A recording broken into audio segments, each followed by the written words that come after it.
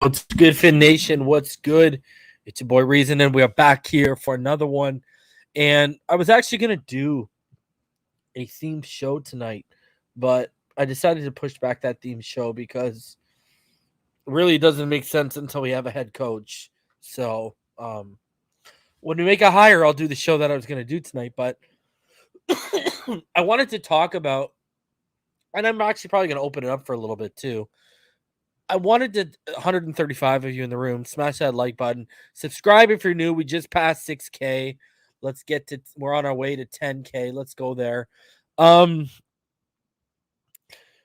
This whole we're gonna get into it. Like, I want to bring up some stuff. I want to bring up an article from back in October from Jason Lack and Forna. And then I want to go over what Omar Kelly said. We'll play the video. He put out an article today. We'll go over that. But I also want to read my Patreon post from November 6th to you guys. And I want to tell you, now, I had a conversation about this exact topic with someone. If you're a Patreon, you saw the post that I put up November 6th, I believe it was. And I actually read it a couple, because it's the same post where I was talking about the work ethic and the leadership issues I was hearing about Tua Tagovailoa. When I started hearing the players don't like him rumblings was around that same time. And then I heard more in December. Now, the December stuff I didn't post. And the reason why I didn't post, and there's a part to it I can't really discuss. And, basically it was a little more in depth. But I'll tell you what I can tell you about it tonight. But the whole spectrum, the whole stuff of what I was told in December, for example, Dolphin fan, he knows. TD Finn's talk, I believe I told him privately, like yesterday. Funny, this all breaks today, but I think I've told him privately yesterday. And I've told a couple other people privately, but I never really put it out there. And that's actually a limited circle I've told, like even less than the PED Flores thing. So I'll tell you what I can tell you about that. But we're going to connect some dots, because if you go back, my thoughts are already out there, but you have to be a Patreon to see that. Because in the post I did in November 6th, I kind of gave you guys a sense and a feeling of what I was getting. Thanks, John. Appreciate it. I was getting a sense and a feeling, and I'll talk about this right now. Okay, so, and we'll get into it as we talk deeper into this, and you'll see why. But when I started hearing this in November, you can ask EM, you can ask anyone I talked to this situation about privately. I was even reluctant to put out what I did in early November. I'm glad I did, so I put a receipt out, and I'm a couple months early. Like, guys, since the offseason has hit, my Patreon has turned into an absolute gold mine for correct nuggets. And I remember just a couple weeks ago, someone was trying to trash me because I wasn't saying what they wanted to hear about Tua, about how inaccurate I am. And I was like, yo, what are you talking about? I've been right about this. And that list has grown even further. So I'm just going to say a quick, shameless plug. Guys, become a Finside the NFL Patreon. You get insider info. If you hit me up and tell me what your YouTube address is, I will make you a mod of the channel. But there's multiple tiers, and the lowest is like $3. So if you want this information, hey man, I'm just the messenger. I tell y'all what I get told, and I just so happen to have some pretty good people inside right now. So, and connected. So, anyways, the sense I was getting, because this was all during the losing streak. This was all during the winning streak. And the issue that I was and this is what made me sit back and look at it, and I was getting told different things by different people. And what made me shake fans, that's where EM is. EM actually got an update to his Android, and for some reason, StreamYard hasn't been working. The audio hasn't been coming through. So if anyone knows why the audio might not be coming through, it's specifically StreamYard. The audio works on YouTube, everything like that. But anyways, the sense I was getting was this was turning into a Team Flow versus Team Tua thing. I mean, go back to what I said, right? When I talked about this issue on that post, which I've read on this channel. I read it a couple of days ago with this whole work ethic thing, because I talked about that. So I said, divorce was imminent and all this kind of jazz. Like, and there's even one portion of it where I talked about this video Chris Sims posted on YouTube, on Twitter, sorry. And in this video, we'll talk about it. You know what? When I do the page, when I tell you the Patreon post, I'll bring the video up. But just for the context of what I'm telling you, the person told me that what Chris Sims was saying in that video, and I'll show you the video when I go over the Patreon, like I said, was something he had heard from a coach. And he said to himself, if a coach is saying that to Chris Sims, where's this at right now? And that's when I started thinking to myself, and I'm like, okay, I've heard there's a lot of veterans that think he only likes rookies or guys he handpicked like Byron Jones or the teacher's pet Jerome Baker. Other than that, a lot of veterans kind of look at him sideways. Okay, so, and then I look at the fact that, he's got a coaching staff full of betas, guys on their first year tenure that, no, yes, sir, no, sir, because they don't want to lose their job. Some on their second chance tenure, so same position, they can't afford to lose their job.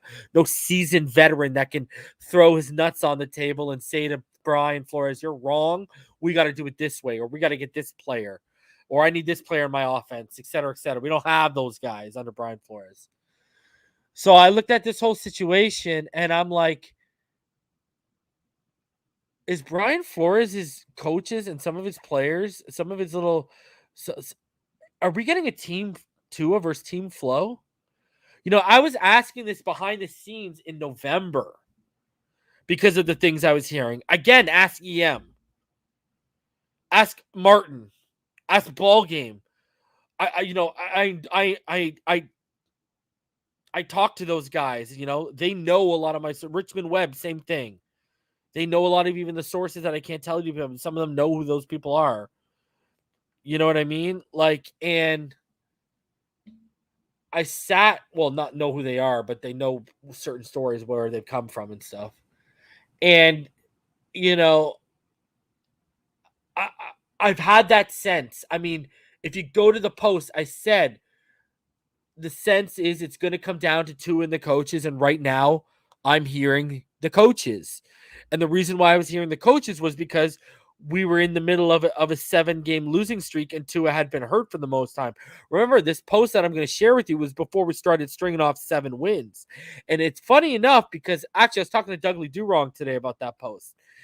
And I said, what's crazy about that post now that I think about it? If you go back and read it, I said I heard that 5 wins was the number for Tua to gain cachet with Stephen Ross. And you look at how we went on a 7-game winning streak and he had the November he had. That's why I have the theory. I think that November saved Tua's ass and he gained that cachet with Ross where it was like, would I rather hire a new guy instead of putting up with this attitude who knows the offense and can make a right decision on Tua? Or do I want to keep going with this guy who's dead set on he wants to get rid of him no matter what? He doesn't even care to give him a fair evaluation. I know it came down to Brian Flores' attitude, but I would be lying if I said that a part of it Tua didn't weigh into. Because here's the thing.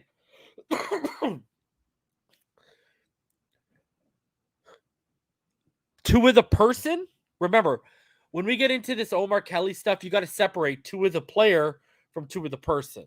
That's the first thing I'm going to tell you. Tua the person, everyone loves. It's Tua the player and, the leader and the one of the guys. That's what's in the question about Tua. When we get into this, you'll see. You know what I mean? So, I mean, it's crazy that this is coming out right now. Well, I guess it isn't, but I mean, this is going to be a story that there's going to be pushback from. And I'm going to say this too. Since the moment I heard about, I was told this in November, I've been in contact with Nick Hicks. I've asked Nick Hicks to perform. this training sessions. The offensive line was out there. The receivers were out there, minus Jalen Waddle. What was the deal? And I got total pushback. And I know people saw him giving pushback on Twitter today, but me and him were having these conversations again in November, months ago, because I was told him I was hearing this.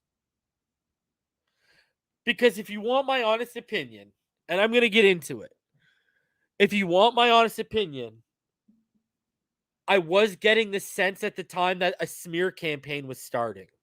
And what I mean by that was Flores and his guys, the guys in the locker room and the guys on the coaching staff, they were getting ready for the offseason of it's going to come down between us and Tua.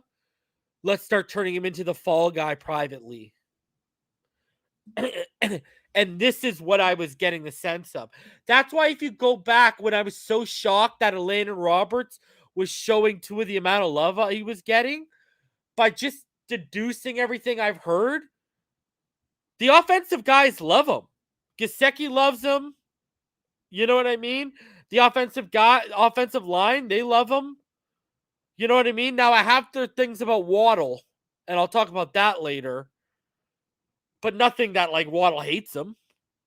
The running backs, I've never heard anything. I've heard DVP and him work hard. Matt Collins and him love each other. Him and Lynn Bowden have a great relationship. I've heard, that's why when I saw Elandon Roberts taking his back the way he was, just by deduction, I thought it was defensive guys. If you want me to start plucking names out, if you told me it was Jason McCourty, I wouldn't be surprised. If you told me it was Byron Jones, I wouldn't be surprised. Hell, Vince Beagle's back on the roster, and we know what he did last offseason. Wouldn't be surprised. Elandon Roberts clearly has his back. I mean, everyone lip read what he said. When it comes down to coaching. Elandon Roberts clearly has his back. Him and Jerome Baker get along. I don't see Javon Holland and Brandon Jones going to the media about that. I mean, that's a rookie and a guy 2 years in. What, is Ogba going to talk because he could be potentially on his way out? Maybe. Jalen Phillips ain't going to talk.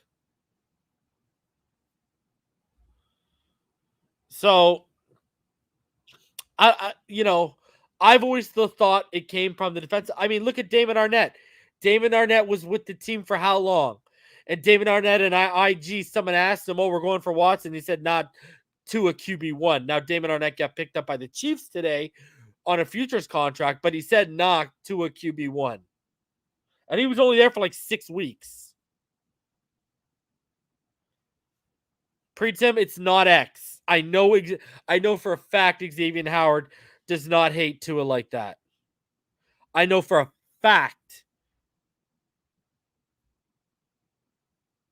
I know for Wilkins, Z answer's right. Wilkins could be a huge Watson guy. That would make sense. Clemson connection. But I know X does not hate Tua. I know that for a fact. Now, I do know he hates Brian Flores.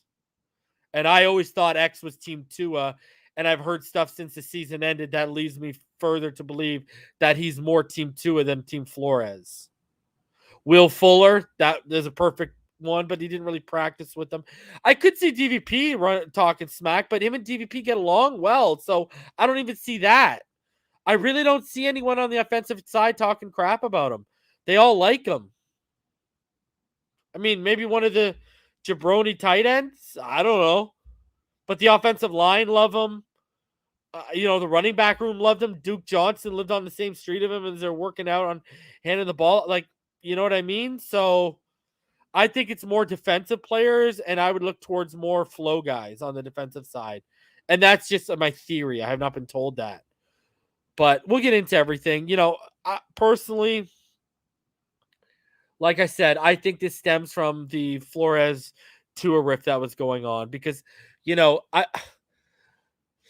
I know people don't want to believe that PED thing, and that's fine, man. If they knew where it came from, they wouldn't second guess me for a single second, and that's cool for me. Whatever, it is what it is. I put that, you know, why would I put something that I know sounds so crazy out there if I didn't believe in it and if I wasn't going to back it up, right? Especially, you know, I'm not made, okay? So, I can't afford to lose any credibility. So, I've known how bad this relationship with Tua and Flores is for a long time. I've known how bad his relationship with X was. I've known how some of the veterans in the locker room viewed him. Like, my issue here is if you go back and you pull the receipts on Reason and Inside the NFL, last season I said at one point, I was as invested as in him as I've ever been since like Tony Sparano. But then when I really started getting plugged into people over the summer, connected to the organization, and I started really getting to in the know, I guess you could say, when I started hearing things about Brian Flores, to me it was like this guy is not who that's why I kept telling everyone he's not who he sells himself as on these Zoom and media availabilities. You know what I mean? Shout out to Randy for the $4.99. What up, gang? Showing love. 2 cup gang. Attaboy. Sipping lean. Looking mean.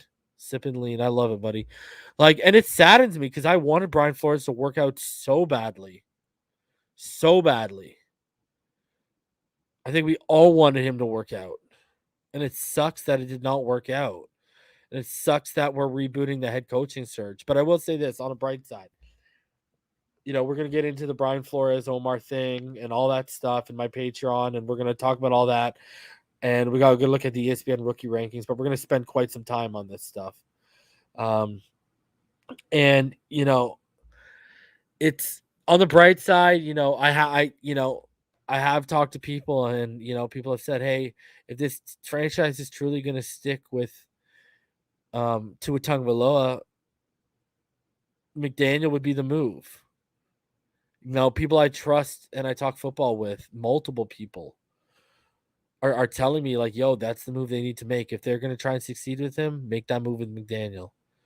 Now, I want that move either way. If McDaniel comes in and says, get rid of the guy, hey, I'm down, Mike. Let's go. But, I was told that his meeting with the Dolphins, the Zooming was impressive. So take that for what you worth. That's literally all I got out of it, was that it was impressive. And the person I talked to, they were one of the people, multiple people that, doubted about whether he could put a staff together and whether he was the right guy for the job because of experience. And, multiple people actually have flipped on him in the recent days. So the agenda is at work, people. The agenda is at work. But I still hear Dable is leading. So Dable's the one to beat out. And I'm hoping we get to a second interview.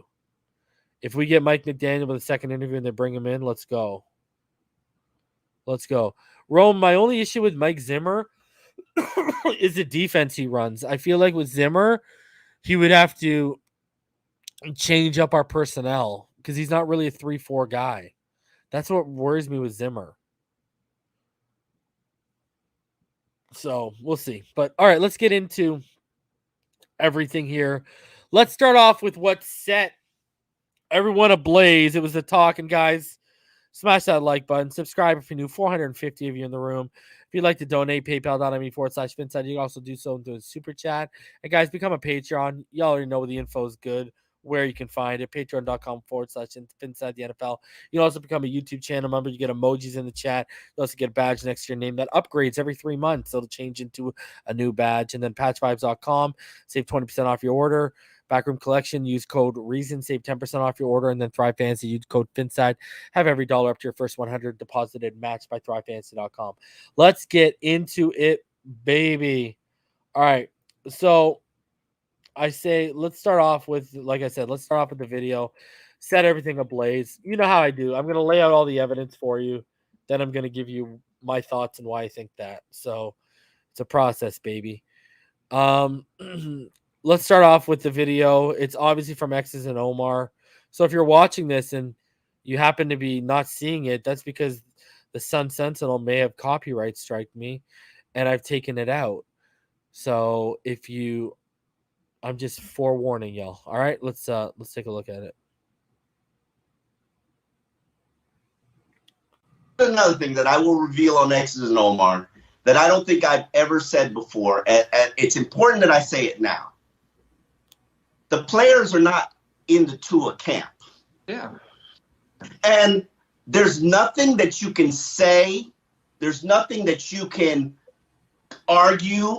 You can point out the record. You can point out the wins. You can point out the he left the field with the lead in so many games. You could say whatever you want, and they always come back to he doesn't have the arm to win.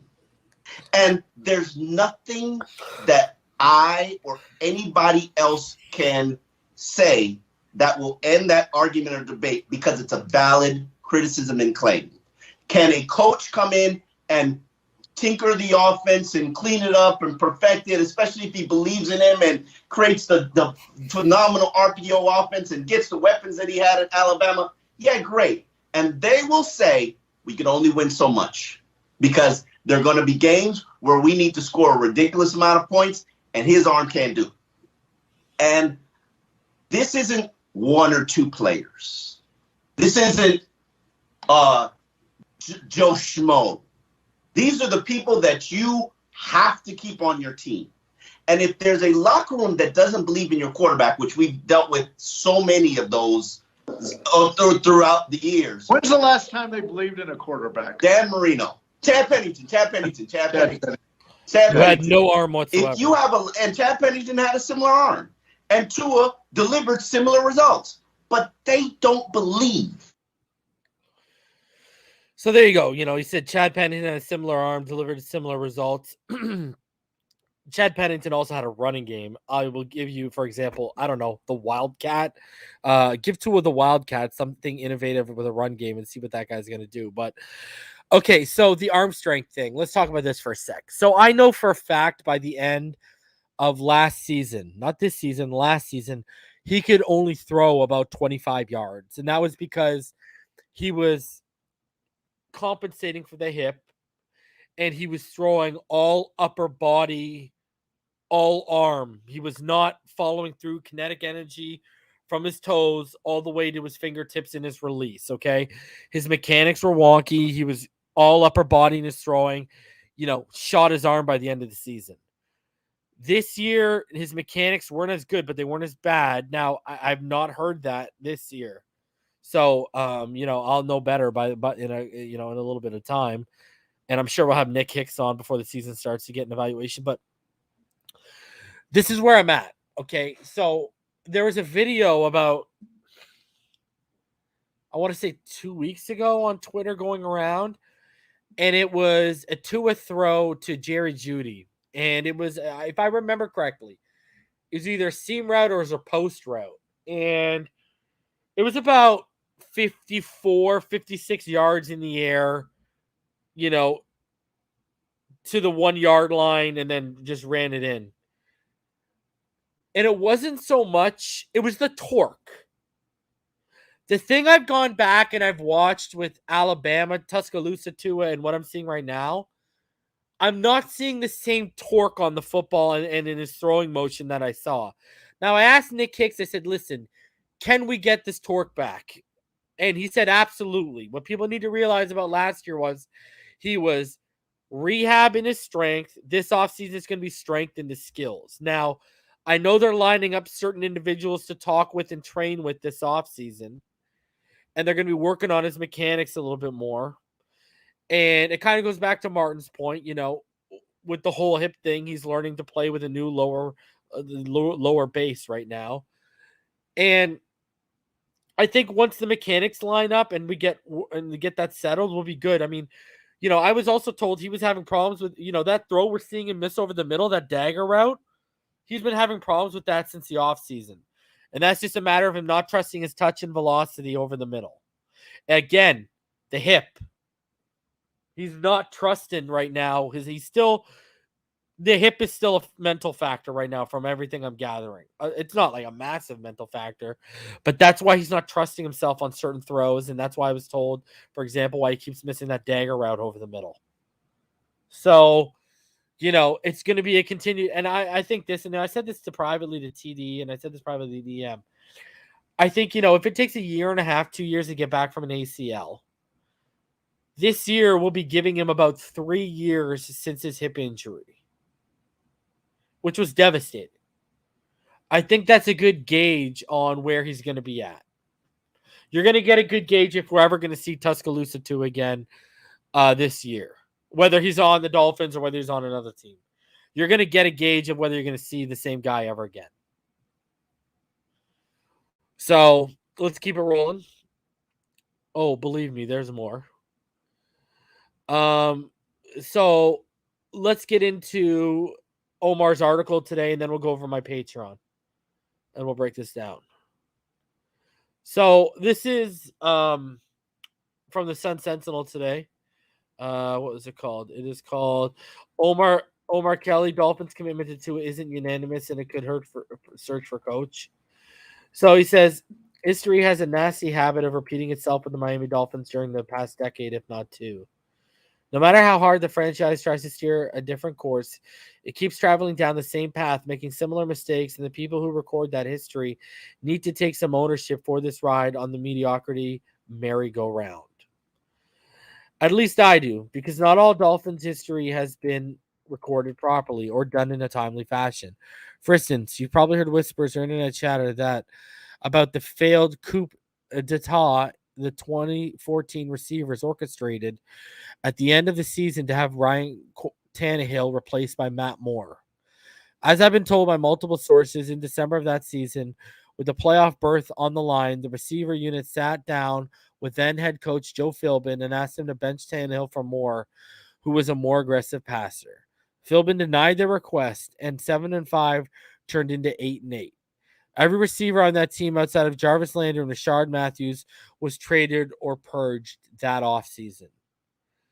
Tannehill survived, got new weapons the next offseason, and Miami's mediocrity marched on. I've never reported about the attempted coup at the time because the receivers didn't want it out then since it failed, and it could have hurt their NFL future. But I'm bringing it up now because I've been hearing plenty of locker room discomfort regarding the franchise supposedly unwavering commitment to Tagovailoa. The 2000 and what is it, 20? I believe it says. I just jumped up. The 2020 first round pick for whom Miami has gone 13-8 in its starts the past 2 seasons, 14-8 if you count the Ravens. Players aren't signing with now removed coach Brian Flores over Tagovailoa. Many of them had issues with Flores' antics and personality quirks, like Tagovailoa and general manager Chris Greer did.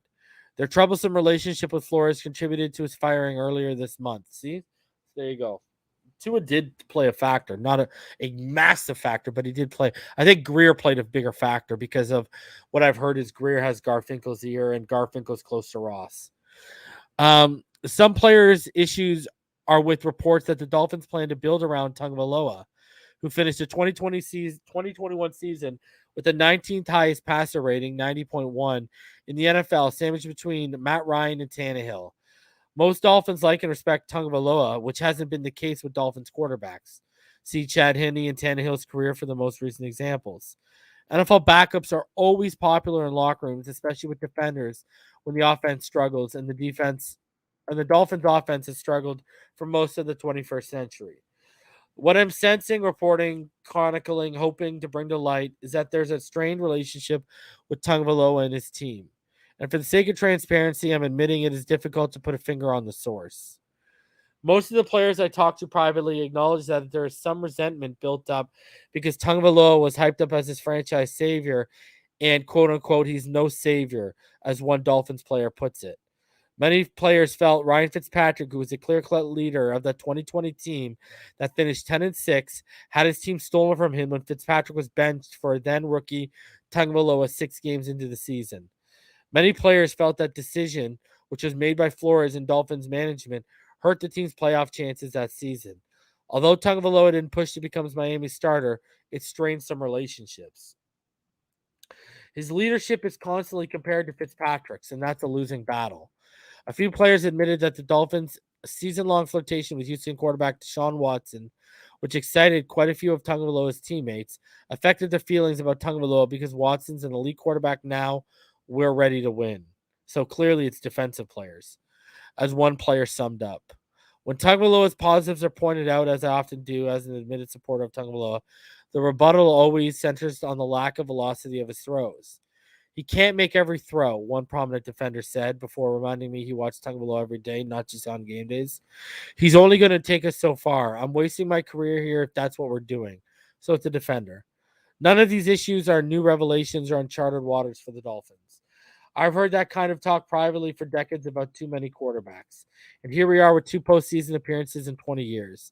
But it warrants mentioning now because the Dolphins are embarking on a search for the team's next head coach after seemingly making a public announcement that whoever wants Flores' job must believe in and build an offense around Tua Tagovailoa. What if 49ers offensive coordinator Mike McDaniel wants to continue coaching Jimmy Garoppolo, who will likely be on the trading block this offseason? His $25 million a year contract expires after the 2022 season, and the 49ers traded 3 first-round picks and a third-rounder to the Dolphins to select Trey Lance with the 3rd pick of last year's draft. Or if Dan Quinn, who spent 4 seasons in Seattle, could find a way to deliver a perennial Pro Bowl selection Russell Wilson in a trade with the Seahawks. Maybe Bills offensive coordinator Brian Dable or Cowboys offensive Kellen Moore, 2 more candidates, coveted a quarterback in the 2022 class. How about Miami's decision makers simply listen to each candidate's unbiased opinions of Tua Tagovailoa and their game plan at quarterback before stacking the deck, potentially turning off candidates? That is why Dolphin players would prefer it out there that not everyone supports the organization's stance of unwavering commitment to Tagovailoa, and that the players would prefer that he at least be given legitimate competition this offseason and must win the job in a training camp battle where a new offense is installed.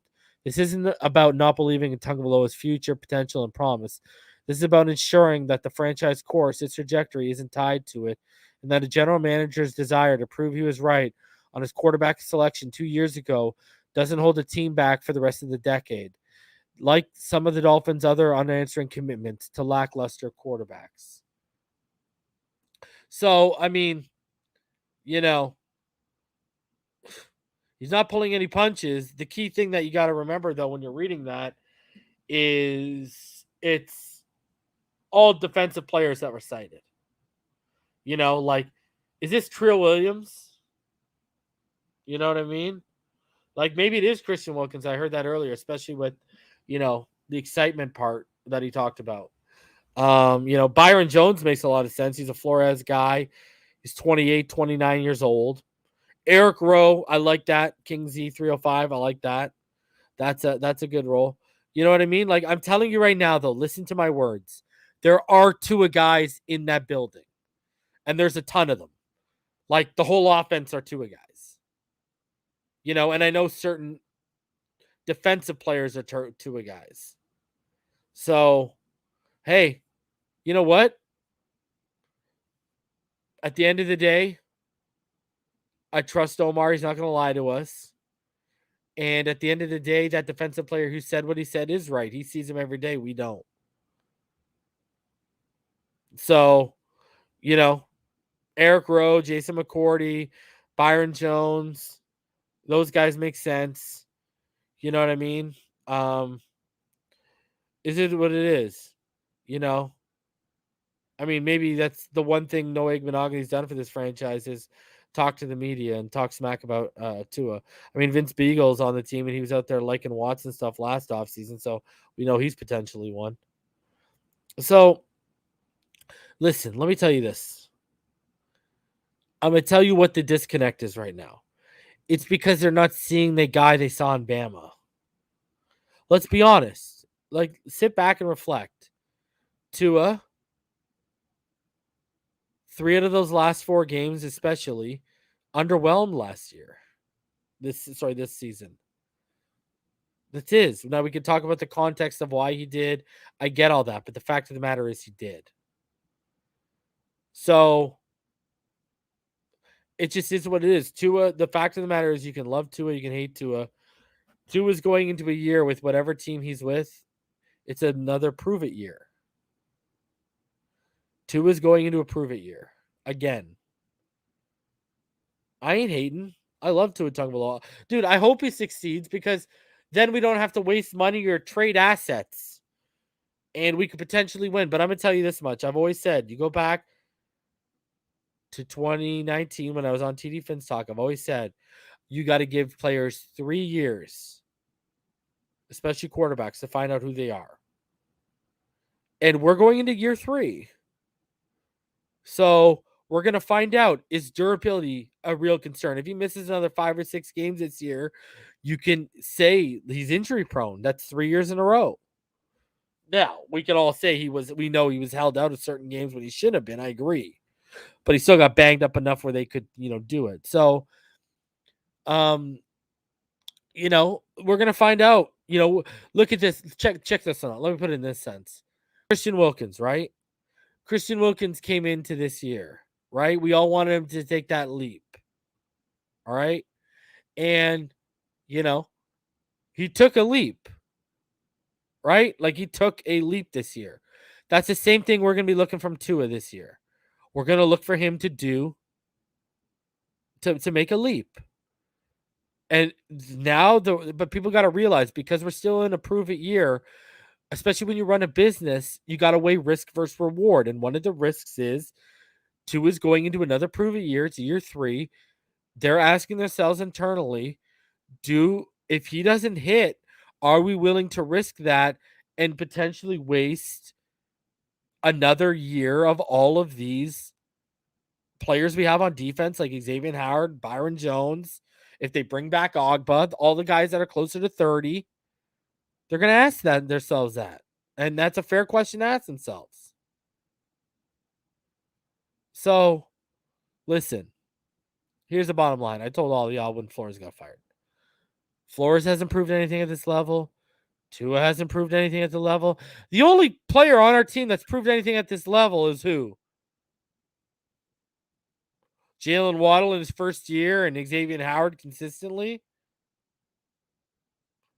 Xavier Howard is the guy who's proved the most on this team. After that, it's a pretty freaking steep drop-off. Let's keep it a buck. But anyways, let's keep it rolling. So, now we're hearing that. Okay, now Omar talking about, players not liking him. But here we go. Now let's talk about the offensive side. Now you can take what I've said. You can take about my conversations with Nick Hicks. Nick's defended that all the offensive guys love this guy. You don't have to take that into account. Let's go to a man who I say all Dolphin fans owe an apology to. Dolphin fans on Twitter and social media outlets were bashing Jason La Canfora when he was saying Flores wanted Herbert over Tua and Flores was on the hot seat heading into the season. People bashed him. Now you see how this is played out. What do you have to say about Jason La Canfora? Spot on. Just like the day after the allegations of that Watson hit, he came out with an article and he talked about the Eagles sniffing around the Watson situation, which I got a text message the night before and heard about. He was the first national media outlet guy I saw that put it out in a publication. He puts it out there in that same article. We were still at number 3. He said the Dolphins want to trade back to 6 because they want to stay in the top 10 to get one of the Bama boys. Who do we draft? Jalen Waddle. So Jason La Canfora has been spot on. Now, I've shown this article on this show before. All right? I've shown this article on here before. So let's go into this. This was from October. I had to go back and dig and find this. And don't believe that he didn't want Herbert. Remember, Greer and Ross were the driving force on Tua.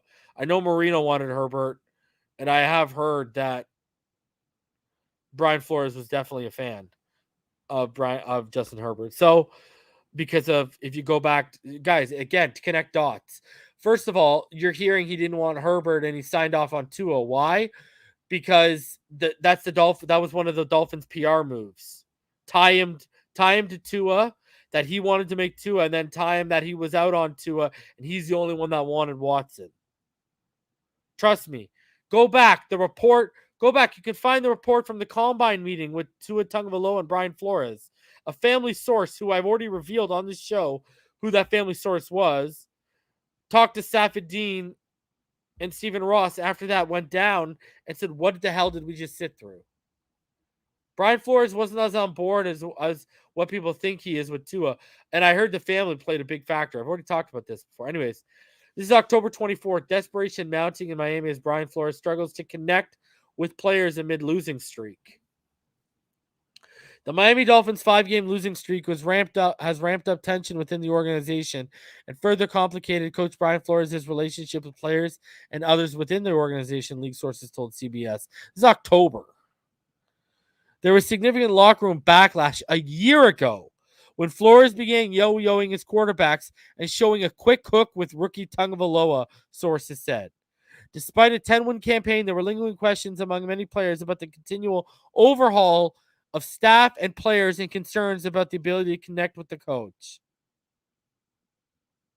See? So why aren't they talking about, oh, he benched Ryan Fitzpatrick. We wanted Fitzpatrick. Right there, he's telling you players in the locker room don't like how Tua was treated.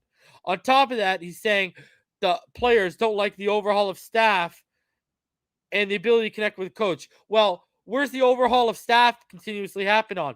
The offensive side, not the defensive side. See, this is what I'm telling you. The offensive side of the football are on Tua's side. It's certain defensive players that aren't. And I'm telling you right now, from what I understand, they're Flores guys. And I'm going to show you why. So, I mean, right there. If players didn't like him, why were they not happy with how Brian Flores was handling him? It doesn't make sense. And Jason Lockenford has been pretty spot on. So I got to give the guy his props. And I've said that before. Anyways, let's get into my Patreon stuff. So I'm going to read this to you. Remember, I don't show my Patreon stuff. If you want to see it for yourself, I'm going to read it to you word for word. But if you want to see it for yourself, patreon.com/inside the NFL. And you can go back. And then I'm going to tell you what I was told in December, okay? So this was November 6th, 2021 at about 3:37 a.m. I had stuff I was told on Saturday, October 30th, blended in with stuff I was told on Friday, November 5th. All right. And I'm gonna go over it for you guys here. Let me just pull something up here. So starting obviously with Saturday, October 30th. So this is the day before our loss on Halloween. All right. This is our before our loss on Halloween. So I was told, quote unquote, divorce is imminent, with the latest reason being that Tua doesn't study hard enough. That's what they were trying to put out there. His teammates don't like him. Quote unquote, he isn't one of the boys, one of the guys. Even whispers Alabama teammates didn't like him. Najee Harris could have helped the situation, and this is all bullet points I had it in. But obviously, Najee wasn't drafted. It's going to be either Tua or the coaches by the end of the season, and since it will be Tua gone. Chris Sims, he had a take about Tua not being a game changer, and it's thought to have been told about him by a coach on the staff. And the thing I'm talking about right here is right here. I just want to show you guys quickly before I get into it. This is what I was talking about, so you guys can see it firsthand. This is the exact video I'm talking about. It's called Tua Tagovailoa won't be a game changer for the Dolphins. There's been incessant speculation, most of all on this year's program, about Deshaun Watson, and specifically Deshaun Watson in Miami. And it's just me. I guess in my old age, Chris, I'm just trying to identify my own blind spots and be as fair as possible and not be so dug into my preconceived notions. But I, like you, I believe, I was not that high on Tua Tagovailoa coming out of Alabama. But the kid rehabbed a devastating hip injury. Gone are the days when we wait for rookie quarterbacks to develop and give them an opportunity to learn on the job. Got thrown in there before he should have. I maintain that Brian Flores never wanted to play him. No one made him play him. That's why they pulled Fitz when they did. but also got pulled out of games when he struggled. This year has to live with the Deshaun Watson rumors. While he doesn't have a running game, wide receivers in and out of the lineup, defense not playing like it should. And I know he's had his fair share of mistakes. Meanwhile, Justin Herbert and Joe Burrow light the world on fire. Am I missing anything? And then the kid comes out and says, I don't not feel wanted. So I'm just asking myself, like, does this kid just need more time? We talked about Tua time, and we just need more time to mature and to grow. He's at Buffalo this week. We'll probably get the brakes beat off of him. But have we been unfair to Tua Tagovailoa from a national perspective? Dolphins fans seem to love him. But from a national perspective, have we been unfair and impatient with Tua Tagovailoa? Well, I think so. But, I mean, again, that comes with the territory when you are the number 5 pick of the draft. I think there is that. And let's not forget, I mean, he did make comments in the offseason that, you know, he didn't know the playbook and didn't quite work as hard at knowing it as he should have. That's certainly not going to go over good with any organization. But I think, like, hey, regardless of all that, yes, hey, the microscope's on him. There's no doubt about that. But I always go back to almost the first training camp. There was very little buzz right off the bat about Tua, even from the players. Like, I can go through other rookie quarterbacks and go, man, their first training camp, you heard a lot of chatter from players like, whoa, you should see him do this. You should see him do that. Oh, my gosh, when he gets in there, it's going to be awesome. Like, there never was that. And I think that's what it goes back to at a base level to a degree. Like, hey, you can win with Tua. There's no doubt about that. I don't doubt that. He is going in the right direction. But I don't know if he's ever going to get to the spot where he's superstar, I can carry the team when the receivers are in and out of the lineup, or the running back and the running game isn't working either. But I can tell you number 4 in Houston can do that, right? And I can go through a list of a bunch of other guys, not a bunch, but 8 or 10 guys in football that can do that as well. So I think, you know, you mentioned it, the Burrow-Herbert success has certainly, you know, put a little more pressure on the situation. And I think ultimately, listen, he played good last week. I know he threw the 2 interceptions and they were bad. He played good in London against Jacksonville too. But both games ended in losses against teams I would go, they were at least equal to or maybe better than, and they couldn't pull it out. And he's just not going to be a game changer, in my opinion. And the other thing I want you guys to watch a little bit this weekend too, you know, and I don't know, maybe it'll change now that I'm saying it, but, you know, they're a little restricted in their play calling and playbook a little bit because he just doesn't have the arm power to throw the ball down the field or outside the numbers like some of the top quarterbacks. So everything is Gesicki and Waddle over the middle all the time. And I would think McDermott and Leslie Frazier see that, and they're going to have guys dropping all over in those areas. And that, to me, you know, is a tough thing to make it in the NFL or be a superstar when you can't make the defense defend every part of the field. Okay, so the stuff I was being specific about was the game changer. You know, the person I talked to, they were told the same thing, that, you know, they didn't believe he was a game changer. And they basically said, you know, players and coaches weren't buzzing about Tua, you know, during training camp. And so when they heard Chris Sims talking about that portion right there, they're like, that's basically the exact same thing, you know, I've heard from coaches. And that's why the belief is that Chris Sims was hearing this from coaches as well, in terms of when he talked about the limited playbook. So, and then I'll show you why. So, and then another thing I was told was, quote unquote, on October 30th, Tua isn't what he's packaged to be. And what they meant by that was the guy we were sold from Alabama, he's not that guy. You know, the hard studier, you know, he's not, you know, as healthy, and, you know, he doesn't throw the ball, and he's not as athletic as he once was.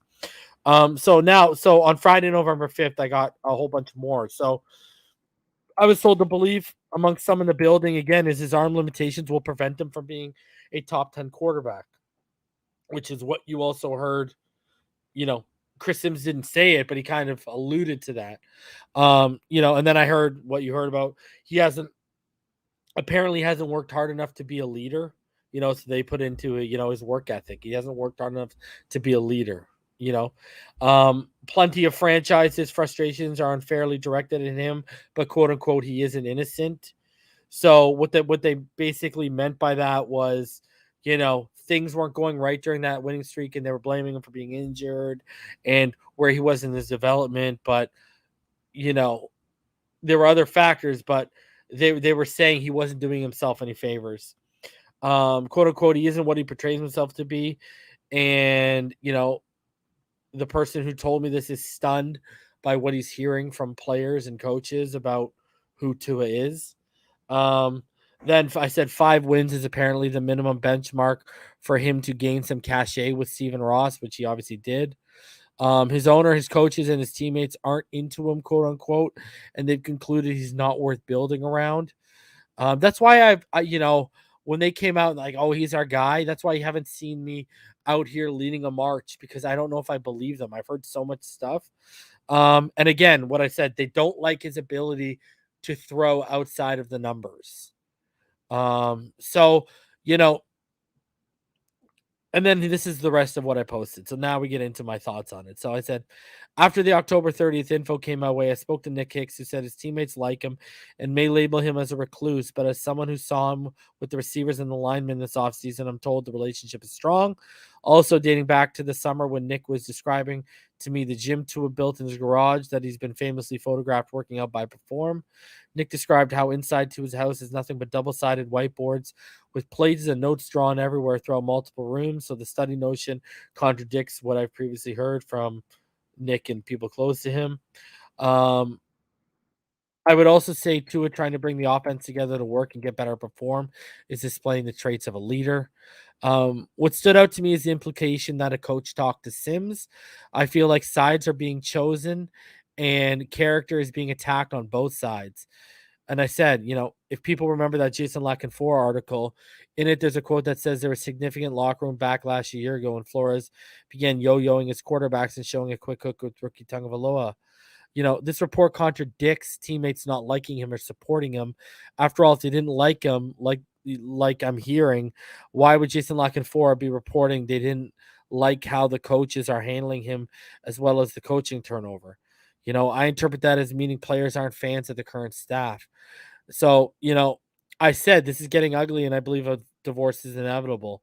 Unless Tua does what I said in the offseason he needed to do, and that's earn the most cachet in Ross's office, he's got 9 games to do so. So, and then I go on and I talk about other stuff in it. But, this is something I've heard about for quite some time. And then you fast forward to December. Now, what I heard for December, and I didn't report this on the Patreon, but EM and a few others know. What I did hear about in December was this. Now, I heard the relationship that we see, on screen with him and Jalen Waddle, they're not as tight as like what's being portrayed. They're not like best friends or whatever the case may be like that. Like that's not real. Like apparently that's not what the deal is. I was also told they're still hearing players don't like him, but what the issue players and coaches, but what the issue is, like, okay, so we've heard they don't like throwing outside the numbers and his limitations, but there's not one incident or instance they can point to and say, this is why I don't like him. You know what I mean? Like, there's not one story, there's not one instance that went down, and the person is just confused as to why they're hearing that people don't like him. Because I've heard it's deeper than believing I'm on a quarterback. I've heard certain players like legitimately don't like him. I've heard people view him as kind of like people in the organization viewed him kind of like weird, odd. And I mean, you got Nick said he's a recluse, and I have heard that, like someone said to me, what do you think DVP wants to go to hang out at his house with his mother and his father? You know what I mean? So, I don't know. It's turned into this whole thing of, oh, these guys get along, but they're not as close as what they, if you look at Waddle and Tua, for example, like they're like business acquaintances. They're not like best buddies, they're like business acquaintances. And I've been told, like, I know him and Mac Hollins get along really well. I know him and DVP get along. So I know him and Gesicki loves him. I know Gesicki loves him. So it's just this weird dynamic, and I'm actually, thank God it's out there, and Omar put it out there, because, man, the stuff I've been hearing for so long, like, I've got stuff I can't even say publicly, and it's just like regarding this whole situation, and whether my conclusion's always been it sounded like Team Flores was getting ahead of the curve. They knew what was coming down the pipeline, and they were wanting to save their asses. You got a bunch of coaches with first-time tenures. Maybe it's their second time as a coach, second chance. They got to fall in line. You got a bunch of rookie players or players he handpicked, like Byron Jones and Adam Butler and those guys. They got to fall in line. That's their boy. So I've always looked at it as like a power play behind the scenes. I remember when all this stuff that I've been told, I've even said to EM privately. I've said I'm really weary of I didn't even like reporting it in November, but it was also, I didn't automatically take it at face value. Let's put it that much, because I felt like this just felt like a smear campaign. This just felt like that. And now hearing what I'm hearing, that's selfish shit. And I'm going to tell you why it's selfish shit. Malcolm Jenkins hated Carson Wentz. Despised Carson Wentz. But guess what? In the media, in the public, supported him 110%. Even if you don't like a player, keep that shit private, man. You don't need to listen, on the basis that they're rolling with Tua in 2023, do we need this kind of distraction and distrust in the locker room? We need to roll. This is just a disaster. This is like high school drama, man. And it's embarrassing.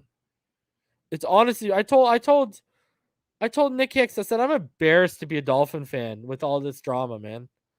I really am.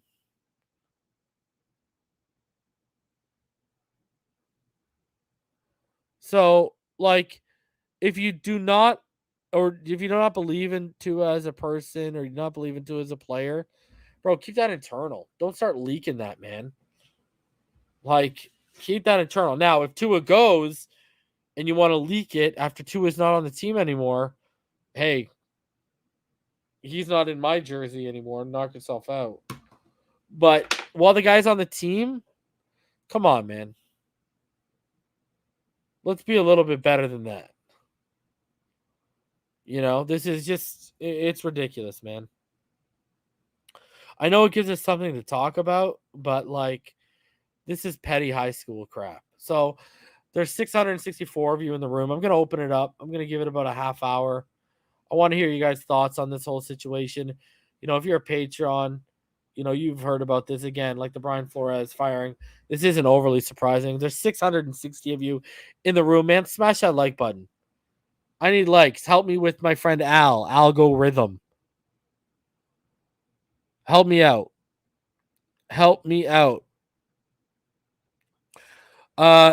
Liverpool King, the problem with them debunking the story is they were talking about defensive players in Omar Kelly's article.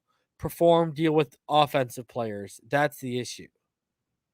And I've already said offensive players, they're, Tua has no issues on that side. So that's all good. So that's not the issue. You know what I mean?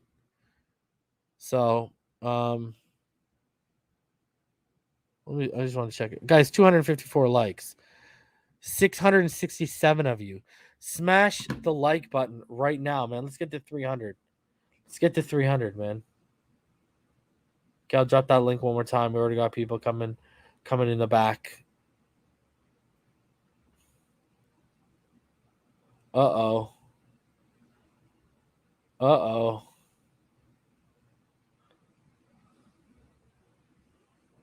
Oh, he left. Where you at? Ian Baller, John, Pyro, Dylan. What's going on, guys? What's going on, what's going on, Reason? Reason? Hey, Good. chilling. Congrats on 6K again, man. Y'all Appreciate hear it, me man. right? Y'all can hear Hell me? yeah. Yeah, we can hear Yeah. you. Oh, okay. Yeah, Yeah, man. Yeah, Congrats.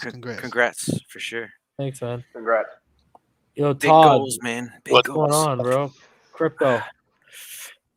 Hey, what's going on, everybody? It feel like I'm trapped in a West Side Story movie between the Jets and the Sharks. Yeah, it's drama, man. It's pure drama. Yeah. The problem is who's Maria in this story? I don't know, man. Crypto. I think they just cut her out of the script, honestly. Oh, okay. What's going on though? Todd, what's going on, buddy? How are you guys? You know this What's makes me good? sick. I know you Todd? got real excited when that Omar Kelly article dropped. I mean, bro, You- this is just typical for the Dolphins, man. It just makes no sense. Again, it's too detailed to not put your name on it. You know, if you're going to take a shot at your quarterback like that with a direct quote, Oh, and is I Kirk know Merritt? Omar, and Yeah, Kirk Kirk Merritt Merritt signed with the Saints. He Oh, signed what with the the fuck? Saints. That's his hometown, so he's gone. Yeah. Wait, Man, what? Fuck He's the Hey, hold on a Dolphins. sec. Hold on a sec. Sorry about that. Go Sorry ahead, about Todd. that. Yeah, sorry. You know, about it's that. one of those things to me that it's too detailed of a shot to take at your starting quarterback for no reason, because it doesn't change anything besides dissension in the ranks. Here's the thing. I don't care. Listen, there's not a bigger Tua Tagovailoa fan that doesn't share his last name than me. So I understand that I defend him at all costs. But the thing about it is, I know that I don't care what the Dolphins say publicly. If the right coach comes in and says, listen, I want the job and I can bring Aaron Rodgers, I can bring Russell Wilson, I have the answer, that man's getting the job. I don't care. Was the support so great that they would never lie to their fan base? I mean, that's crazy. So anybody who believes that because they said that publicly, that means there's no way that changes is crazy. But the point is, why would you go out and say this about your quarterback? Because you're not saying, first of all, you might be wrong. That's just one man's opinion, but it's one man's nameless opinion. And the problem with it is it doesn't change anything besides create dissension. You know, I mean, it's not going to fix anything. Nobody's going to change anything because you said it. All you did was make a story where it isn't a story, because that's going to get picked up by national news by the morning. It's going to be, you know, all of a sudden you're going to read how the Dolphins players don't believe in Tua, and it's just going to create more during the coaching search and all of that. The fans are going to go on to two sides again, and it just doesn't make any sense, because quite honestly, I don't think anybody, I think we have maybe 3 players on this team that should be worrying about evaluating their teammates' play and not their own. Mm-hmm. Yeah, I mean, it's just status quo, bro. Par for the course. This is what this organization does, man. I don't know how much I believe that Waddle one, because why would you go over to his house randomly on Christmas Day and Thanksgiving? Well, he I don't know. didn't. He just said he was going to. He didn't.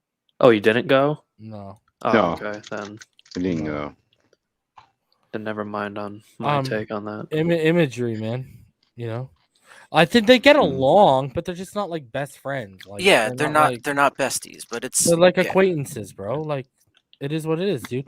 Like Najee chill. Harris Right. was his It's best a business friend. relationship. Najee Harris was his best friend. Yeah, Najee Harris was That's his his best best friend. That would have been the move if you wanted to get him integrated more into the locker room. Najee Harris should have been a pick. Yep. And I do believe that. And it would have helped the offense. Absolutely. And I do believe that was I tried to tell him. completely a flow move, in the fact that it didn't make sense to him to bring in Najee, because Flo did not intend Tua to be here, you know, and he also without his infatuation for, you know, running backs, and then Tua not being here, it certainly wouldn't help to bring in Tua's best friend and then, you know, discard off Tua. Tua, You yeah. know, I mean, there just was no value in doing it. So I think it made it easy when Phillips was available to go that route. But ultimately, you know, Tua has a different relationship. You know, listen, you don't see too many NFL players that reference their dad before they reference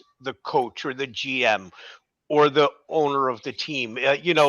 My dad's evaluation is more important than the coach's. And I really believe when you heard what Reason said about the interview, during the combine where, Flo wasn't, gracious to Tua to the point where Tua's father was like, what the hell? I don't think Flo was comfortable with the relationship that Tua's father had to Tua. Yeah. No, hell no.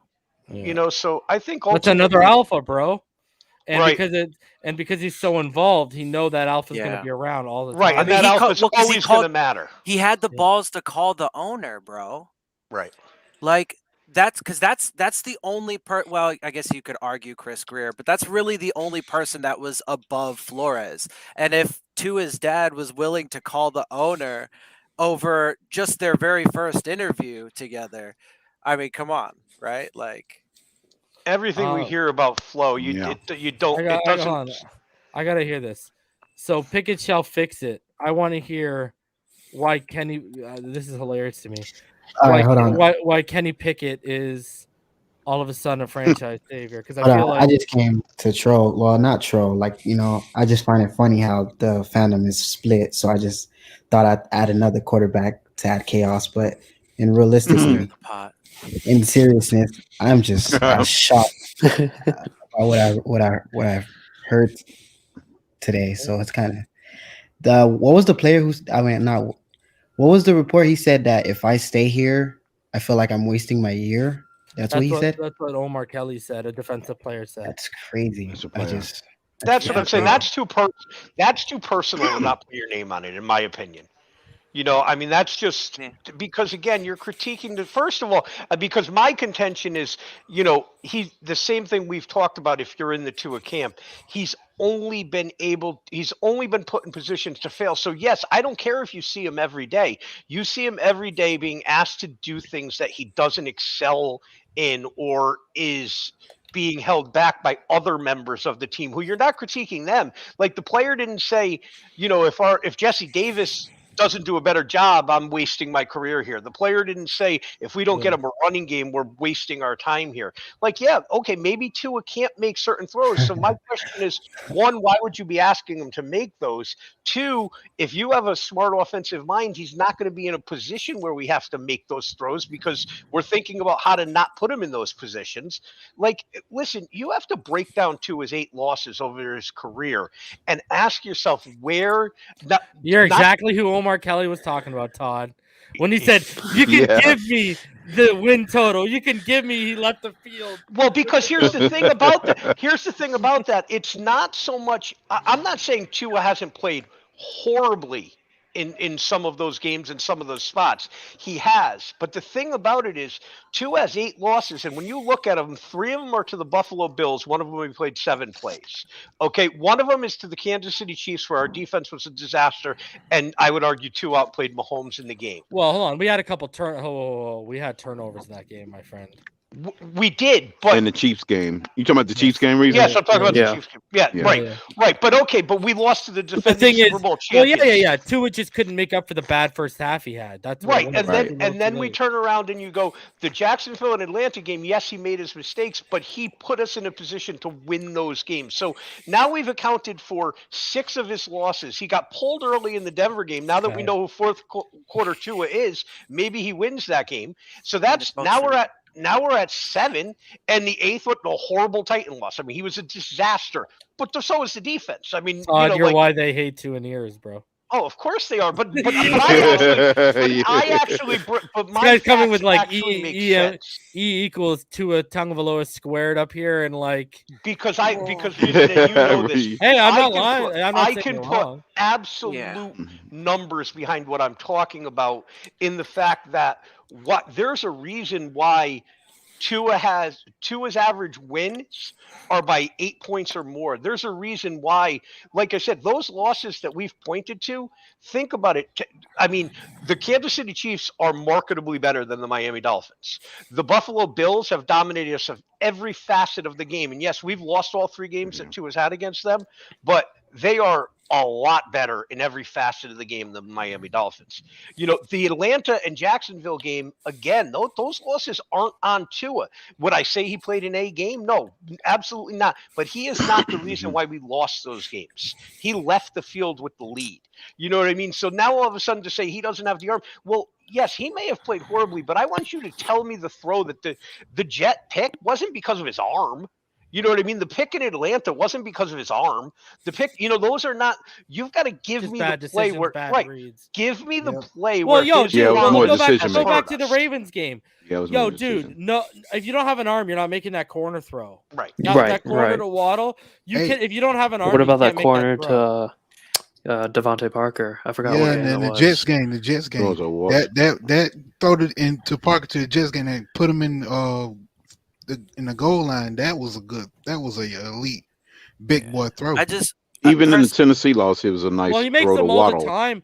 Look at his timing with TVP along the sidelines. He'll hit him beyond 20 yards all the time and put it right where only he can make a play. And why is it that Tua and quarterback is the only position bro, where we don't expect the coaches to put him in the I'm telling you right now, the issue right now is you got Herbert with his cannon and you got Burrow with that 2-game stretch he had. The thing is, I keep telling people, you go back to Peyton Manning on Monday Night Football when he said he could only throw 52 yards. Dude, it's not about – I keep telling people it's about efficiency. If you can give me from the line of scrimmage to 40 yards out, if you can give me keyhole accuracy and you won't turn the ball over and you'll move the chains, that Tom Brady literally made – a fucking career off that. He'll eat you up to be one of the greatest in between the 20s. He'll eat you up from the short to intermediate level, and then there's 3, 4, 5 throws, whether it be a corner throw on third down, a seam throw on second or third down that they give him. He'll make those throws throughout the game because those 3, 4, 5 throws, that's what will decide the game. And they're not 60-yard bombs. They're like 20, 30-yard throws that they happen and they keep the momentum on their side. They keep the ball drives alive. Do you want it exactly like extending drive placement for a touchdown? Look at. I had an argument with a Bucks fan in his Spaces, and he's trying to tell me, last year. I heard about that argument. Last year, Brady. When we won with Brady, he was throwing bombs. I said, bro, go watch the Super Bowl. How'd he win? Efficiency. He wasn't throwing 50, 60-yard bombs against the Chiefs. It was efficiency. No. It was an intermediate game. Ran the football, and then he was efficient in the passing game. That's why Gronk was the one who was scoring the touchdowns, okay? Yep. So, and they were all little touchdowns. None of them were like fucking 30, 40-yard bombs, bro. So I told them, I said, it's all about efficiency. People need to realize that. But this recent influx has fucked up people's minds because you know what they want?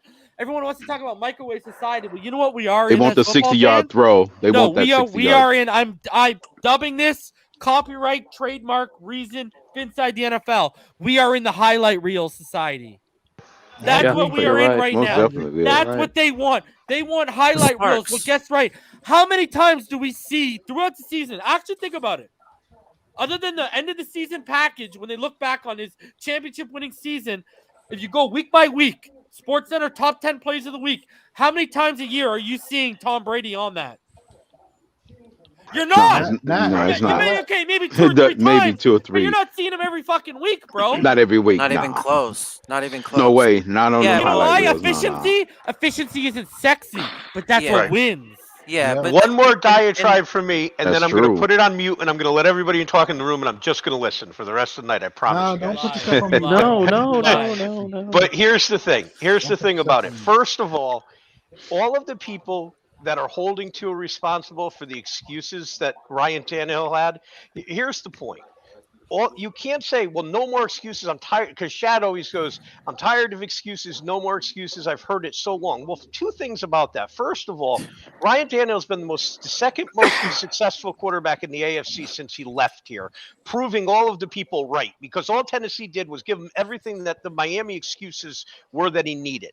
He's 30-13 since getting to Tennessee. He's the number 1 seed this year. He's been to the AFC Championship game. He never sniffed the playoffs in Miami. So the excuse people were right. But now holding Tua responsible for those excuses, they don't want any. He needs the same things as Tannehill. He needs the exact same Same thing. thing. Yeah, basically. so And he's ahead of Tannehill in year 2 than where 100% Tannehill he was is. in year 2. And Same those thing for your people that Yeah, don't want he's way any ahead of Tannehill. excuses are fine with excuses for their golden boy, because if you say to them, well, Yeah. please explain to me why Joe Burrow doesn't have a 500 winning percentage yet, and Justin Herbert doesn't have a 500 winning percentage yet, and Tua's winning percentage is 636. Explain that to me. And they go, well, Justin Herbert defense is so we're okay with excuses for Justin Herbert having the same record this year as Tua, not being in the playoffs the first 2 years like Tua. We're okay with that. We'll give excuses to the guy who's got 6 Pro Bowlers, but we can't give Tua excuses knowing he's beyond a historically bad offensive line. When he's got He's got 0 Pro when he's Bowlers on got 5 offense. toilet bowls on the offensive line. Right. And yeah. and a coaching staff More like that urinals. doesn't know how to maximize. And listen, when you have that kid that can come out in 5 games and go 7 of 8, 9 of 12, 7 of 7 on the first drive and score a touchdown, if you can't continue that level of success the rest of the game, I have to blame that on the coaching and the other guys on the offense not playing at his level. Because the point is, if you say, well, those plays are scripted and we work on them all week and that's why we look good, that means that with a week's worth of work, the offense and the coaches were able to perform at Tua's level, not the other way around. It's not that in the second drive, Tua all of a sudden isn't accurate anymore and he doesn't know how to throw the ball anymore and he doesn't know how to read defenses anymore. But if you need any more proof about how good he is, he's the only young quarterback in NFL history to start 3-0 against Bill Belichick. The man who is famous for torturing rookie quarterbacks. He's 2-0 against Herbert. The man who is famous at taking away the one thing you want to do when we only have one weapon. And yet Miami rushes for $150 or $250 in the games against Tua. And the reason that is because in order for Belichick to take away the one thing that Tua does really well, he has to make himself susceptible to the run game. And that's why they can't beat us, because he wants to take away Tua's thing. But the problem is Tua right now, all he is the substitute of a power run game. He is able to complete passes at an 80% clip, which means on 3rd and 2, 8 out of 10 times, he's going to get you first down, which moves the chains and does that. It's when you want to do other things with your offense where you get yourself behind the chains and then you ask him to throw that you're claiming he can't make. So the bottom line is, if you allow him to stay on schedule with his strength and understanding who he is, he drives the team down the field and scores immediately. Every game that starts. And then you guys fuck it up after that. There's no way this guy could lose 2 games in college and go on 7-game win streaks in the NFL. He's got 8 losses in 2 years. And what you're saying is we don't know if we can win with him? He doesn't know if he can win with you losers. You've been losers without him your whole time. Ryan Tannehill's under 500. Ryan Flores is under 500. What's Brian Flores' record? What's his record 17 without Tua Tagovailoa? Every single loser in this franchise is under 500, and they win 64% of the time with this kid. And you got guys going, we can't win with them. We can't win with you. That's how you really feel. Preach like it's a Sunday service, baby. Hallelujah. I mean, it's all facts, though. It's all facts, though. It is all facts. Yeah, that's 100% right. But the thing is, though, one quick thing about the efficiency is look, the elite quarterback, that top 5 quarterback with the off the charts athleticism, et cetera, the Mahomes types, like whatever, those are so far. Are few and far between that they're hard to get, man. So you got to be able to understand how to build around. Like, I call Ryan Tannehill one of the best game managing quarterbacks that you'll find, right? Because he is, frankly, he is a game manager. He's not elite, but he's proven, as has been previously stated, that you can win with him at a high level if you properly build. And look, you should build a well-rounded team regardless. Like, you know what I'm saying? It shouldn't ever be the focus of just one player. And, to the Tua conversation as a whole, I wanted to say that, look, man, I personally believe, I'm not going to, say he hasn't made his mistakes or has issues or things to work on. Of course he does. But I personally believe that if you take an objective view, especially with a lot of the stuff that's now coming out to the public, which we've talked about a lot up here prior to, but when you take it all into consideration, man, he has been set up to fail from like all levels. And when that's the case, I mean, I don't know what you expect from him, and the fact that he's done what he's done is pretty fucking miraculous. And he's walking into the building blasting, Giving I'm that still one. standing. Yeah. Agreed. Because, here's the Yep. thing, bro. Mike Exactly. McDaniel can walk in there and say, listen, I run a West Coast offense. This guy fits it perfectly. I don't need you to go get a Jimmy G. I don't need you to get any of these guys. Because you know what they're going to say? Here's the thing. What people aren't realizing, even if they're basing this head coaching search around Tua, they're only going to give Tua 1 year. And they're going to say in 2023, we've got 2 first-round picks. Go get your guy. 100%. So people sitting here acting like they're going to tie this guy. They're not going to – I'm telling you right now, they're not tying this job to Tua Tagovailoa's success. No. No, and People they are- shouldn't. people are And nuts. even And as the biggest Tua fan in the Shut up, world, Brian, I don't I'm think Tua. they should. I'm a You know, baller. I mean, listen, I'm not happy with the plays within the game that I'm seeing out of Tua, but I also, but I grade him on a curve because I understand the first thing that he thinks when that ball is snapped is, oh shit, this is going to hurt. And then he goes through his progressions, you know, Todd, and you don't even need to grade him on a curve though. That's the thing that's the point I was trying to make. When you look at it objectively, the things he's had to overcome, man, like are just outrageous. Right. Todd, I think that's every why level, bro. I think that's why he predetermined. I've been trying to get to the bottom of why he predetermines a lot of throws that end up missing reads. And I think it's because he's trying to overplay the pressure that's about to come. He's thinking, okay, if I make the right read and I get the ball out, I avoid getting hit. I avoid, I think that's his protection. It's in the subconscious, basically. It's set up his internal clock.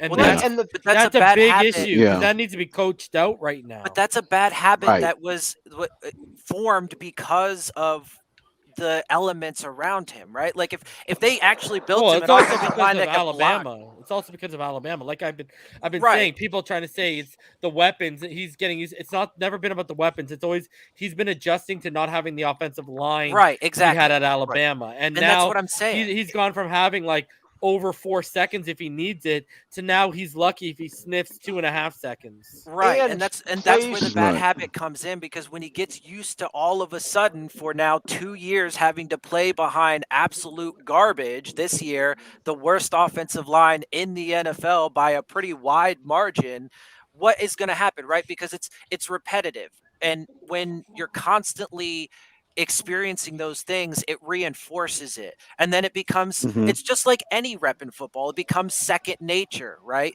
And that's the problem is that second nature is not a good second nature, but that was the fault of this organization because of what they decided to do, how they handled him, and what they put around him. Right, and Tua plays in the flow of the game, and that's why I appreciate his game, and I make excuses for him, is because he plays in the flow of the game. The bottom line is he legitimately got to get him going. Like you actually have to get him going early on. That's how he matches, and we've noticed that after turnovers, you know, he'll make that bad interception, and what's that next drive going to look like after the turnover? Because he plays in the flow of the game, so the game doesn't get out of hand, and that's why we continue to win football games with him and win by a lot. And then when you add that one more thing, it's too much for him. Because he's already making up for a poor offensive line, no running game, a lack of continuity with his wide receivers, a coaching staff that really didn't believe in him or understand him.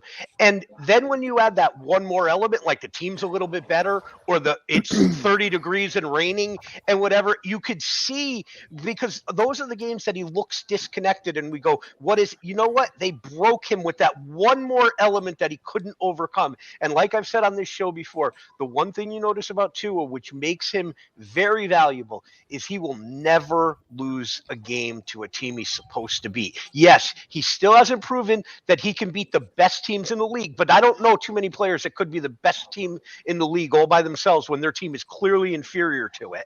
But he always wins by 7-10 points the games he's supposed to win. And again, if you want to point to Jacksonville and London, first of all, there's the one more thing. The game was in London. He's coming off broken ribs.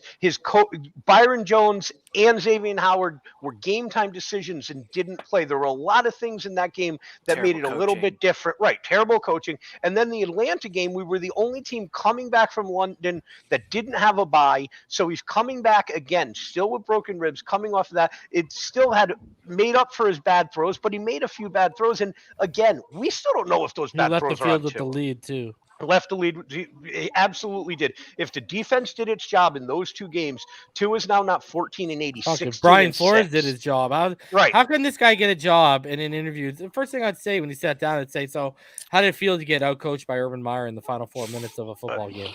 I don't know about you guys, but my entire week sucks if the Miami Dolphins lose. And my entire week is great. That's the same for me, man. If the Miami Dolphins win. And all I know is he's been on the field 22 times for me, and he's come through 14 out of those 22. Justin Herbert hasn't won half of his games yet, so you could show me all the highlights you want. I don't play fantasy football. Good for all you people that won your championships just because of Justin Herbert. I win my money betting on Tua to win the football game. Logan, you've been up here. What are your thoughts, buddy? Well, yeah, it's crazy how the team just shits on him and the fans too. Like I was hearing, people talking about Tua's hand size, and now we're there, and like he has bigger hands than like Aaron Rodgers and stuff. Like what are we complaining about right now? It's ridiculous. I want to know where that started from. That's why I always wondered who started that one. Burrow's the one with small hands. It doesn't matter. Yeah. Though. I mean, that's just more smear campaign kind of bullshit. Russell Wilson's hands are smaller, ain't it? That's where we're at as a fan base right now. Just coming up with any reason to like hate on this guy if you hate him, right? Instead of just like supporting the guy, supporting our pick because we invested a 5th round pick. Like, if that's the direction they're going to go, we're going to have to accept it. And we should be cheering him on, not being negative towards this guy. Yeah, I agree. It's the amount of drama this kid's had to put up with since he came here. Guys, there's 658 of you in the room. I want to make this announcement. Tomorrow night, I'm going to have Dougley Do Wrong, TD Fins Talk, EM Dolphin Fan, Mr. Ball Game, Martin, Neil Driscoll, and Kevin Dern. And we're going to have an end of the season roundtable panel tomorrow night. So that'll be going down at 9:30. Then on Saturday at 5 p.m., around 5 p.m., I'll be going live with Big O. Me and Big O will be live, and we'll be going back and forth. So I know people have been on his channel asking for it. People have asked me for it, so we're linking up. We'll do it on Saturday. So next 2 days, we got some decent shows. Florida Born says $5. Tom Brady or Mahomes could not lead this offense to the. Listen here. Go back. What did I say in 2020? I said this. I said Tom Brady left this team. He packed his bags and left New England because they were giving him the same offense Tua Tagovailoa had to work with. The only difference is Tom Brady could pack his bags and leave. Tua can't. He's under a rookie contract. Like, you got a guy there who's the GOAT, and even he was like, enough of this bargain bin basement shit. I'm out. And yet Tua, they're out here asking this kid turn shit into gold. You know what I mean? Polished turd. So it's just incredible. But guys, we're about to hit an hour and a half. John, let's go through. Start with you. Get some final thoughts. All this drama is just laughable, man. It's just typical Dolphins. And it's really sad because this kid I think he can be really good. And I don't know, man. Hopefully we can get this QB situation resolved in the off season. Fins up, I guess. I don't know. Pyro, your final thoughts. Fins up or whatever. John's broken. I love it, man. Josh, you in the hole, bro? Why do you love people being in despair, dude? Yeah, exactly. Listen, he thrives off negativity. I don't thrive off negativity. I just thrive off of people's misery. But anyway, what the fuck is wrong? Yeah, what is wrong with you? Listen, but let me just close up and say that. Final thoughts, negative vampire. Let me just close off and say that. It's wild that we have players in the locker room. They're really just they don't give a fuck anymore and just saying what they want to say at this point. And honestly, man, it's up to the coach. Even though the coach doesn't, particularly like this tour and stuff, it's up to you as a coach to, like, hey, man, don't say this about this guy, even though we don't like him as a, player. You gotta show some fucking, decency. You know what I'm saying? It's weird that these players are. I hope the guy isn't who I think it is, but I just gotta say, man, it's honestly just a mess of a team this is, man. But I'm not gonna say fans up. I'm just gonna pass it on to crypto. Crypto, your final thoughts. Yeah, Pyro. we can all be in the hole with you, but hey, it's crazy off season, man. This is one life to live. I guess I can go with the soap opera reference on that one. But hey, we hopefully we get this coaching thing correct, which I believe we would, because that's basically what Stephen Ross told us. You know, he's proud of the groceries, he's proud of the personnel, based on his word. But he made the coaching change, so the next guy should be the guy, based on his word, to get us past or get us where we need to go. So He's told us that how many times though? yeah, that's the always thing. the same script too. That's why I'm putting pressure on him and Greer to get it done, because if we don't win 11 wins, it's pitchforks and torches, because he's got to be able to win more games than Flo. I don't care who coach they get. You got to do it. Anytime you fire somebody, you just told somebody you're firing them for improvement. Nobody fires nobody for it to go backwards. You fire somebody to go forward. So my guns are pointed towards the next coaching staff, because I believe in Tua, and I believe in if they don't get him, the first year hot seat, no matter. The groceries are good. They changed the chef. Let's put up the wrap it up sign. Todd, your final thoughts, bro. Reason, thank you so much for the platform, guys. Thank you for listening to me spew. And just my last thing to say about it is the one misnomer I also don't like is that it's going to hold us back tying Tua to a coaching staff. It's the best thing, especially a rookie coach could ask for, because essentially what they're telling you is you get one free year, because you have the perfect fall guy if the season goes badly. So you get to learn on the job, and if you come up 5 or 11 or 6 and 10, we're going to blame Tua. You get to pick your guy, and that doesn't work against you.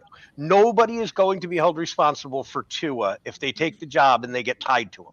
So don't listen to that. It's going to keep us from getting a head coach. No, I personally know people in this league that want to be NFL head coaches. No one is turning down an NFL head coaching job. It's not happening. Exactly. Guys, thank you again, and I look forward to next time we get to talk. But Reason, you tell EM I'm coming for him if he has any of that ish to talk about Tua.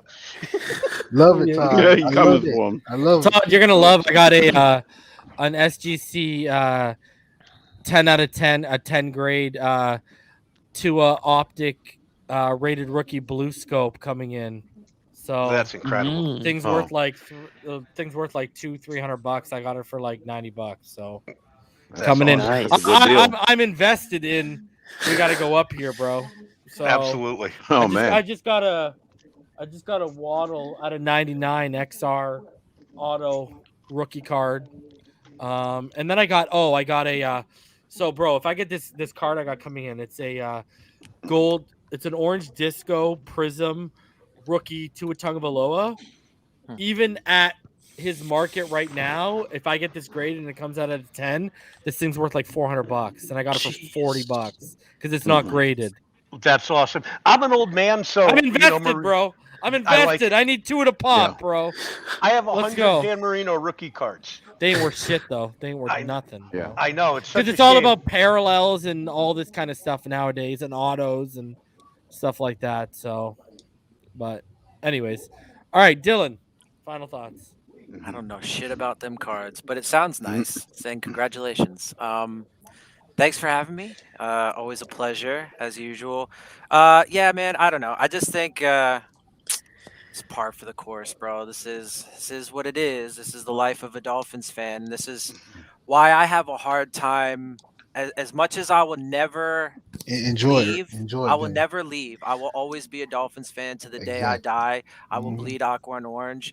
But this is why I can't have confidence or very overwhelming confidence in that things are going to be, bright in the future, because Why? it's just so much dysfunction, so much, drama constantly. It's just always back and forth. And, it is what it is, man. There's a lot of the, hey, I'm so and so, I'm in a toxic relationship with the Miami Dolphins going around Twitter. So, it is what it is, bro. This is what we deal with, but at least we have each other, right? So, Finn's family. I disagree up. with that last part. Finn's family up. There we go. I don't know. This is little Jalen Nice. Waddle Nice. out of 99 action. That's cool. That's cool. All right.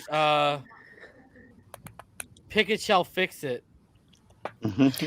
Reason I just want to say thanks for having me. But before I go, with your permission, of course, would you play the video that I attached? No, because it's gonna get me copyrighted. No, it's a video. I it's made. his. Is it he all made it. 22? No, it's a video I made, just like a personal video I made.